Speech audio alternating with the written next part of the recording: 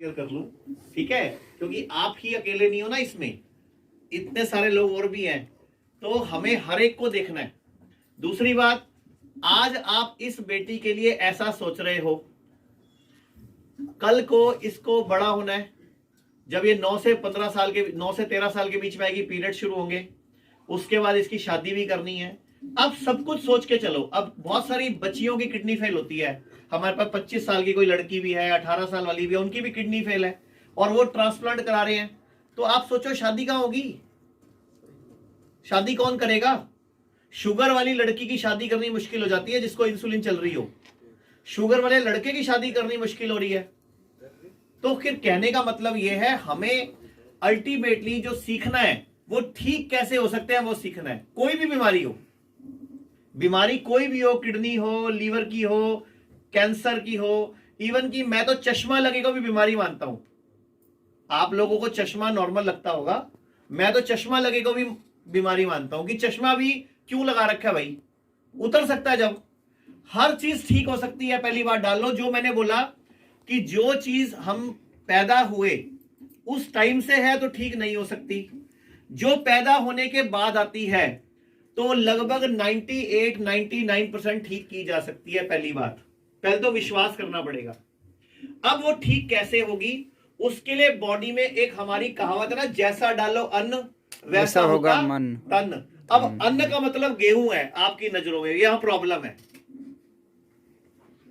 हमने अन्न को क्या मान लिया, गेहूं। अन्न मतलब क्या है, कुछ भी, खीरा, टमाटर, प्याज, मूली, गाजर सब अन्न है। हमने अन्न का मतलब गेहूं मान लिया कि जैसा खाएंगे अन्न वैसा होगा। तो मतलब गेहूं कौन सा खाना है, एमपी का खाना है भाई, पंजाब वाले में तो पेस्टिसाइड है। अन्न मतलब कुछ भी जो आप खाते हो। हमारे घरों में जो छोटे बच्चों को प्रॉब्लम आ रही है वो क्यों आ रही है, उसके पीछे बहुत बड़ा फैक्टर है। नंबर 1 दूध, नंबर 2 पे गेहूं और चावल। ये 3 मुख्य कारण है छोटे बच्चों को ऑटो इम्यून डिजीज होने का, जो बच्चों की प्रॉब्लम, बच्चों को शुगर होने का, बच्चों को रात को बिस्तर पे पेशाब करने का। अब मेरे पास एक केस आया, अभी कुछ दिन पहले की बात है, 20-25 दिन पहले। वो बच्चा मतलब उसकी किडनी फेल थी, 17 साल का लड़का था वो। अब मेरे को उसकी पूरी हिस्ट्री लेकर कुछ समझ नहीं आया कि इसकी फेल क्यों हुई। तो मैंने जब अल्ट में उनसे पिछले पीछे सवाल करता गया तो वो बचपन में बिस्तर पे पेशाब करता था।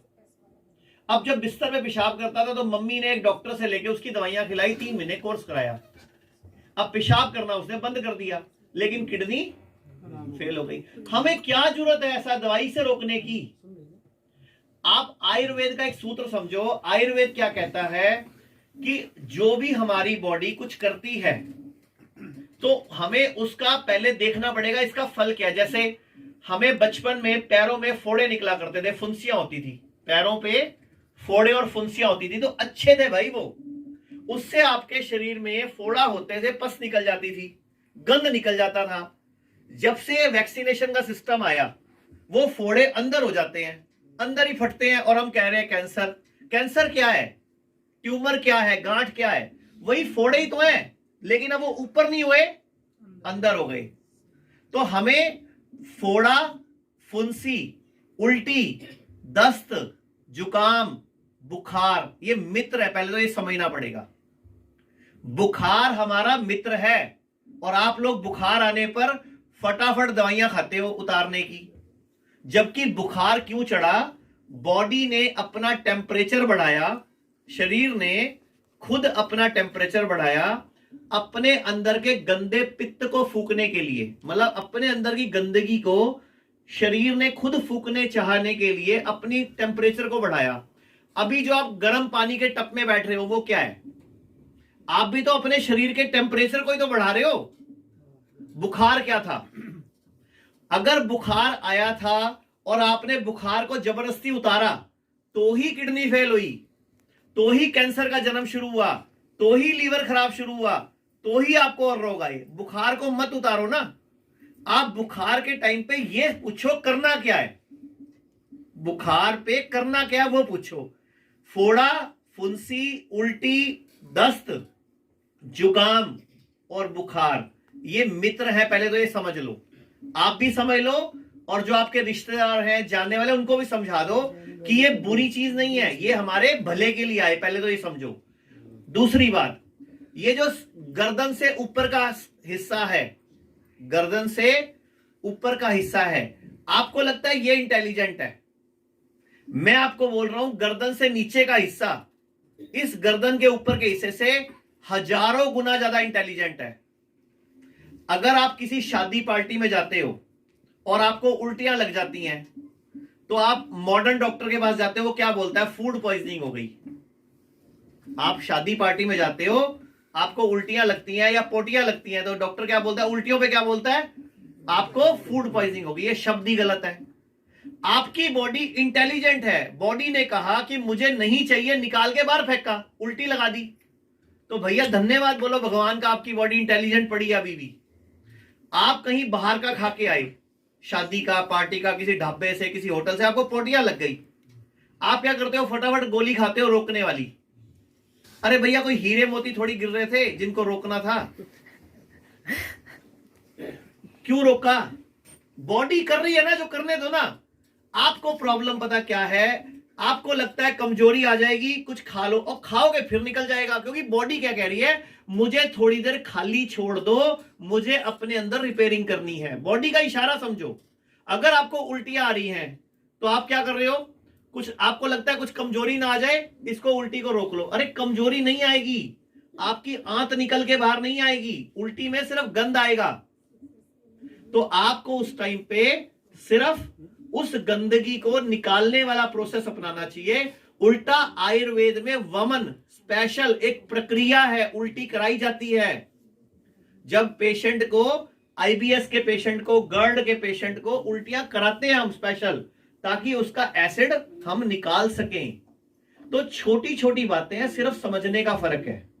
तो पहली बात तो ये समझो कि आपको अगर कोई बीमारी आई, अगर आपको सीकेडी है, किडनी फेल हो गई, पहली बात तो फेल नहीं है।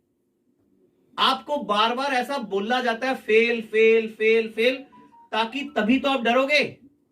फेल नहीं है, कम काम कर रही है, कम काम कर रही है, फेल नहीं है। लीवर फेल नहीं है, कम काम कर रहा है, पहली बात। अब हमें उसका काम बढ़ाना है। दूसरी बात, हम उसको दुखी ना करें। अगर हम उसको खाली छोड़ेंगे तो बॉडी उसकी रिपेयरिंग अपने आप करेगी।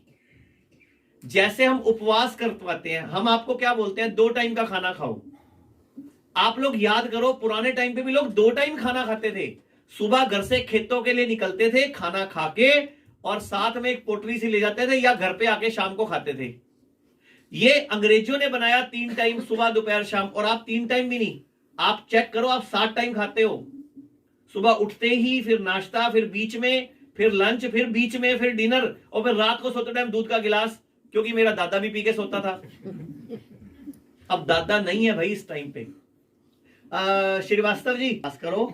अगर आपकी किडनी फेल हुई तो सोचो, शरीर ने आपको मरने से बचा लिया। हुआ क्या था? किडनी एकदम, जब किडनी एकदम फेल होती है, उसका मतलब क्या है? एक्यूट किडनी फेल जो पेशेंट है, वो एकदम किडनी फेल हुई क्यों? हुआ क्या? आपके शरीर में इतनी गंदगी इकट्ठी हुई कि शरीर को उस दिन इतना प्रेशर आया कि हार्ट फेल होना था, आपको मरना था। तो भगवान ने आपकी बॉडी को इतना इंटेलिजेंट बनाया, उसने आपको नहीं मारा, आपके किसी एक अंग को कमजोर कर दिया। जैसे लकवे का अटैक, लकवे के अटैक में आप मरते नहीं हो, लेकिन लकवे का अटैक तो आपको बचाया बेसिकली। लकवे के अटैक ने, आपने मरना था बेसिकली, लेकिन शरीर इंटेलिजेंट था, उसने आपको ना मारा, आप मर ही जाते। उससे अच्छा उसने आधा मार दिया आपको।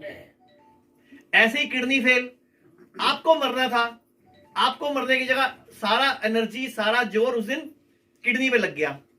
जैसे आपका एकदम बीपी हाई हुआ, सुनते हो ना भाई, एकदम बीपी हाई हुआ होगा, या एकदम शुगर हाई हुई होगी, तो किडनी फेल हुई। किडनी फेल होती क्यों है? या तो पेन किलर से होती है, पेन किलर से होती है, बीपी की गोली से होती है, शुगर की गोली से होती है।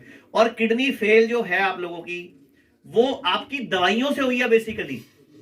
90% लोगों की दवाइयों से हुई है। मेरे पास कम से कम 100 लोगों का नाम नंबर तक नोट है जिनको बुखार उतारने की वजह से किडनी फेल हुई है।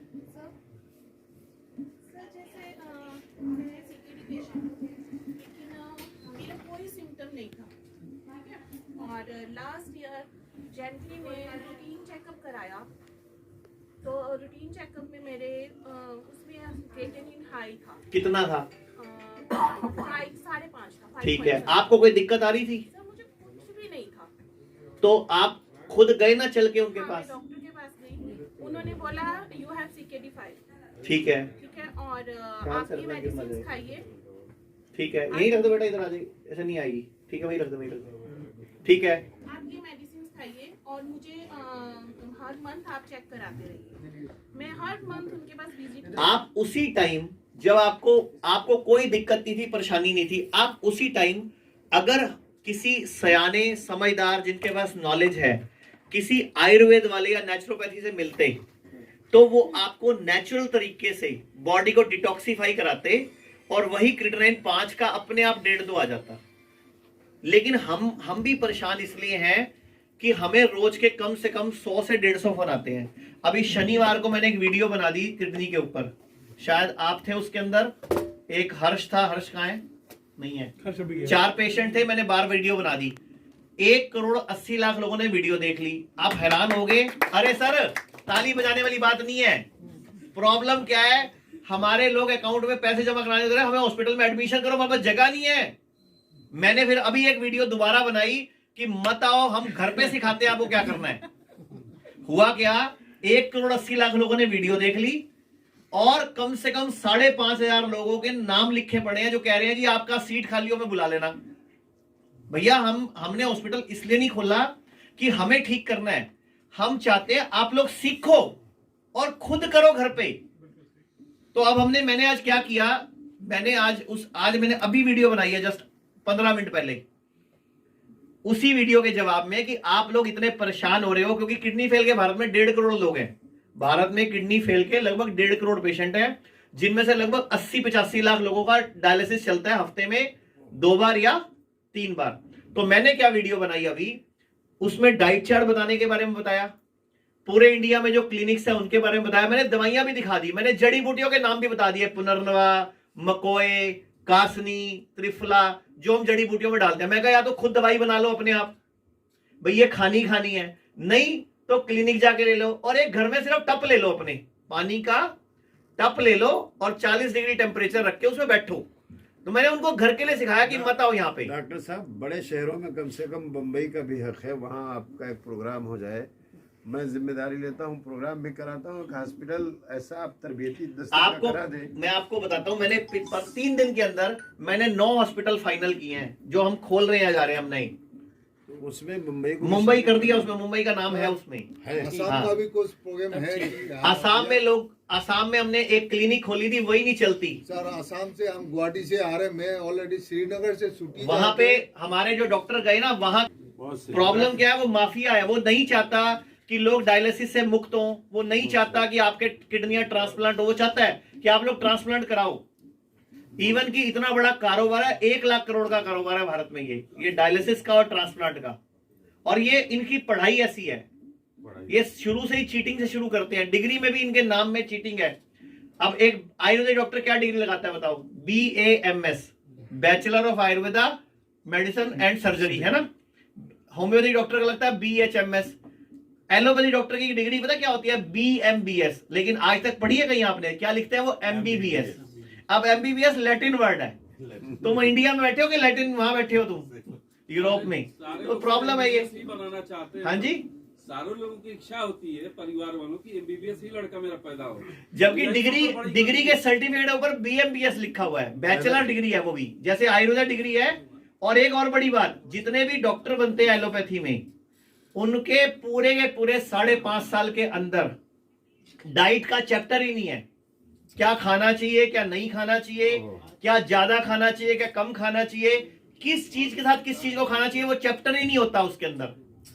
एक ही चैप्टर होता है कैलोरी।